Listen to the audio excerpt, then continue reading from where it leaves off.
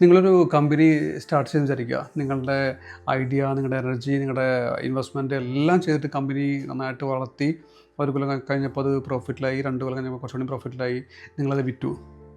എന്ത് മണ്ടത്തരല്ലേ? അതാണ് SIP. SIP എന്ന് പറഞ്ഞു കഴിഞ്ഞാൽ നിങ്ങൾ ഒരു കമ്പനിയല്ല, 60-70 കമ്പനീസിൻ്റെ പ്രോഫിറ്റ് ഷെയറിങ് അല്ലെങ്കിൽ പാർട്ട്ണർഷിപ്പാണ് മേടിക്കുന്നത്. അപ്പോൾ 2 കൊല്ലം 3 കൊല്ലം കഴിഞ്ഞിട്ട് കുറച്ച് പ്രോഫിറ്റിലാകുമ്പോൾ നിങ്ങൾ സെല് ചെയ്യുന്നത് അബദ്ധമാണ്, ചെയ്യാൻ പാടില്ല. എത്രത്തോളം ആ കമ്പനീനെ നമ്മൾ ഹോൾഡ് ചെയ്യുന്നോ അത്രത്തോളം നമുക്ക് പ്രോഫിറ്റ് കിട്ടും. നമ്മൾ അതിന് വേണ്ടി വല്ലതും ചെയ്യണോ? ഒന്നും ചെയ്യേണ്ട. നമ്മുടെ സമയമോ എനർജിയോ പൈസയോ എല്ലാം കളയണോ? ഇനി പെൻഷൻ ഫണ്ട് നിങ്ങൾ റിട്ടയർമെൻറ്റിൻ്റെ തൊട്ട് തലേ കൊല്ലാണോ ചെയ്യാൻ ഉദ്ദേശിക്കുന്നത്? ഒരിക്കലും പാടില്ല കേട്ടോ. നിങ്ങൾ ഫസ്റ്റ് ജോലി കിട്ടി ഒരു ഇൻകം കിട്ടുമ്പോൾ തന്നെ എന്ത് ചെയ്യുക, പെൻഷൻ ഫണ്ട് സ്റ്റാർട്ട് ചെയ്യുക. അപ്പോൾ നിങ്ങൾക്കൊരു 25 വയസ്സിലെ വ്യക്തിയാണെങ്കിൽ ഒരു 40 വയസ്സ് മുതൽ നിങ്ങൾക്ക് എന്താവും ടാക്സ് ഫ്രീ ആയിട്ട് പെൻഷൻ കിട്ടി തുടങ്ങും. നിങ്ങൾ എടുക്കാതിരിക്കുമോ? ഇനി എടുക്കുന്നില്ല എങ്കിൽ അത് വരുന്ന എമൗണ്ടിൻ്റെ കോമ്പൗണ്ടിങ് ആയിട്ട് ഗ്രോത്ത് നിങ്ങൾക്ക് ഉണ്ടായിക്കൊണ്ടിരിക്കുകയും ചെയ്യും.